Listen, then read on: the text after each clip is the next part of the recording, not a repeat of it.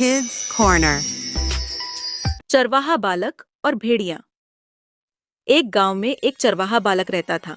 वह रोज अपनी भेड़ों को लेकर जंगल के पास स्थित घास के मैदानों में जाता। वहां वह भेड़ों को चरने के लिए छोड़ देता और खुद एक पेड़ के नीचे बैठकर उन पर निगाह रखता। उसकी यही दिनचर्या थी। दिन भर पेड़ के नीचे बैठे बैठे उसका समय बड़ी मुश्किल से कटता था। उसे बोरियत महसूस होती थी। वह सोचता कि काश मेरे जीवन में भी कुछ मजा और रोमांच आ जाए। एक दिन भेड़ों को चराते हुए उसे मजाक सूझा और वह जोर जोर से चिल्लाने लगा, भेड़िया आया, भेड़िया आया। वहां से कुछ दूरी पर स्थित खेतों में कुछ किसान काम कर रहे थे। चरवाहे बालक की आवाज सुनकर वे अपना काम छोड़ उसकी सहायता के लिए दौड़े चले आए।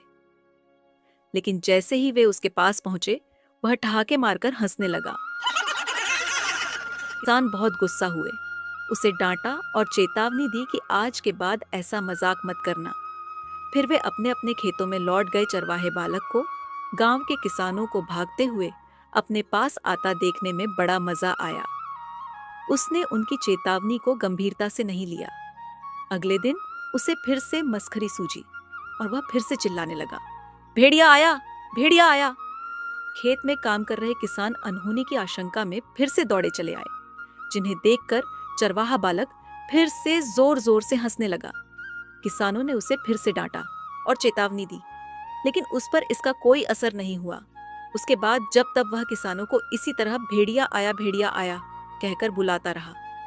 बालक के साथ कोई अनहोनी न हो जाए, ये सोचकर किसान भी आते रहे, लेकिन वे उसकी इस शरारत से बहुत परेशान होने लगे थे। एक दिन चरवाहा बालक पेड़ की छाया में बैठकर बांसुरी बजा रहा था कि सच में एक भेड़िया वहां आ गया। वह सहायता के लिए चिल्लाने लगा, भेड़िया आया। लेकिन उसकी शरारतों से तंग आ चुके किसानों ने सोचा कि आज भी ये बालक उन्हें परेशान करने का प्रयास कर रहा है, इसलिए वे उसकी सहायता करने नहीं गए। भेड़िया उसकी कुछ भेड़ों को मारकर खा गया। चरवाहा बालक दौड़ते हुए खेत में काम कर रहे किसानों के पास पहुंचा और रोने लगा, आज सचमुच भेड़िया आया था, वह मेरी कुछ भेड़ों को मारकर खा गया। किसान बोले, तुम रोज हमारे साथ शरारत करते हो, हमें लगा कि आज भी तुम्हारा इरादा वही है। तुम हमारा भरोसा खो चुके थे, इसलिए हम में से कोई तुम्हारी मदद के लिए नहीं आया। चरवाहे बालक को अपनी गलती का एहसास हुआ और उसने प्रण लिया कि वह फिर कभी झूठ नहीं बोलेगा और दूसरों को परेशान नहीं करेगा। इस कहानी से हमें ये सीख मिलती है कि बार बार झूठ बोलने से लोगों के विश्वास पर चोट पहुंचती है और उनका विश्वास टूट जाता है। किसी का विश्वास पात्र बनना है तो हमेशा सच्चाई के साथ रहिए। बच्चों, इस कहानी से एक बहुत महत्वपूर्ण बात पता चलती है, झूठ बोलना कभी भी अच्छी आदत नहीं होती। अगर कोई बार बार झूठ बोलता है तो लोग उसकी बातों पर विश्वास करना बंद कर देते हैं। फिर जब सच में उसकी जरूरत होती है तब कोई उसकी मदद के लिए नहीं आता। हमेशा ध्यान रखना, मजाक और शरारत तब तक ही अच्छी लगती है जब तक उससे किसी को परेशानी न हो। अगर कोई मजाक बार बार दोहराया जाए और उससे दूसरों को तकलीफ हो तो वह मजाक नहीं बल्कि एक गलत आदत बन जाती है।